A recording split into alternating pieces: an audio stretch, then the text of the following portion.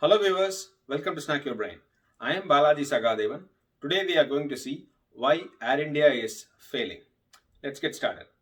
Air India, the flying maharaja or the palace in the sky, once a very well-known airline in the world, is now facing a very dire situation. And it's in a loss-making mode for past 20 years and it's not even doing good from a service side of it.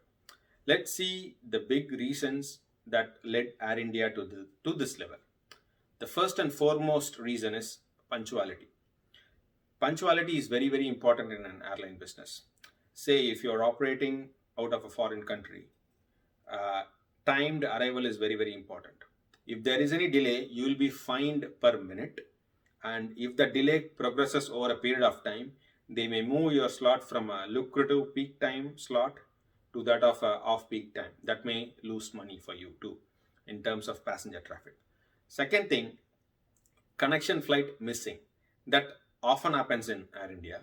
If say for example, if a person is traveling from Chennai to London, that person needs to fly from Chennai to Delhi and then take a flight from Delhi to London. If the Chennai to Delhi flight is delayed, he or she may miss the Delhi to London flight. So that becomes a responsibility of Air India. They need to rebook that person in the next available flight, which is an expense. If it is more than like overnight or more than 24 hours, they need to give a lodging to that passenger, which is again an expense. In fact, my first flight was in Air India and I had this experience. So that is very, very important. Time punctuality is very important. Second factor is low connectivity. Air India recently moved its headquarters from Mumbai to Delhi. Recently, in the sense in 2005, 7ish. So after that, everything goes through Delhi. Okay, if a person, again, for an example, need to fly from Chennai to London, they need to travel to Delhi and from Delhi to London. On the contrary, there is a direct flight in British Airways from Chennai to London. If a person, say from Bangalore, he wants to travel to Hong Kong, there is no direct flight.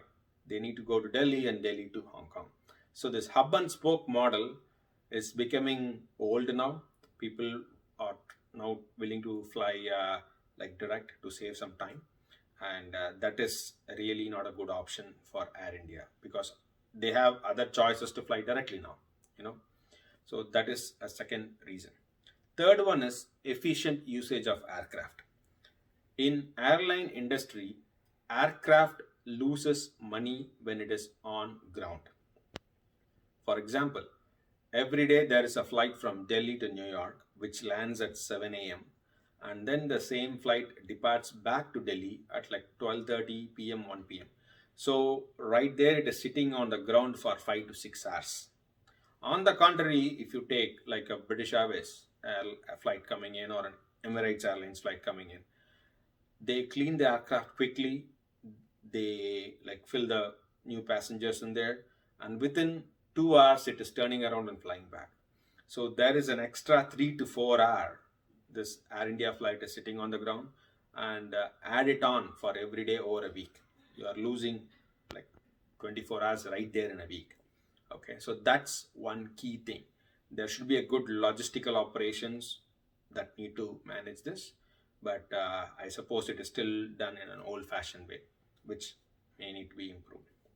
Fourth factor is poor passenger service. Whatever you say, airlines is a service sector industry. It carries people from place A to place B. It needs to give its good service. In Air India, you can divide this into two categories. One is your ground handling staff. Second is in-flight passenger service. In-flight passenger service is really good. The flight attendants in Air India, they take good care of you. They give you food as much as you want, cool drinks and those kind of stuff. The service is really good inside the flight. But ground staff, the time you check in to your flight in the back counter to the time you board the flight is really, really pathetic. They may say it is boarding in gate A, then they may suddenly change it to gate B. So you need to go from one end of the terminal to the other end of the terminal. And if you ask the staff, they won't be that courteous in answering you. So that is giving a bad name to Air India, and people are moving away from Air India because of that. So that should be improved. Fifth one is competition. Nowadays, because of open sky agreement between India and many other countries, there are many airlines that can fly into India without much paperwork, without much bureaucracy. So there are more choices for the passengers. And once upon a time, they will be telling, if you go in Air India, only you can get good Indian food. If not, you won't. But now that is not the case. Every airline is offering real good food. In fact, airlines like Etihad, Emirates, Qatar, they are offering even more choices.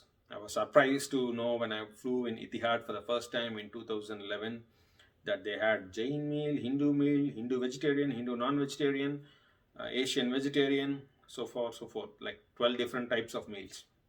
So that is also not a option or thing right now. So that is one big thing. And added to the poor service, low connectivity, and like non-punctuality there, people are going to the other options. So that's a trickle down effect there. The last one, but not the least, is the administration part of it. Air India is still run like a government organization or a government department, not like an efficient airlines. Many bureaucrats there fly for free. So those kind of things need to be checked in order to make sure Air India comes back to profitability. And I'm sure they are trying to sell Air India now for the third time. I hope it gets a good buyer and they do all these efficiency checks and turn things around so that we can again see the Air India flying with its own glory. Okay. If you like this video, please press the like button there and give a thumbs up. Do share it to your friends and subscribe to Snack Your Brain.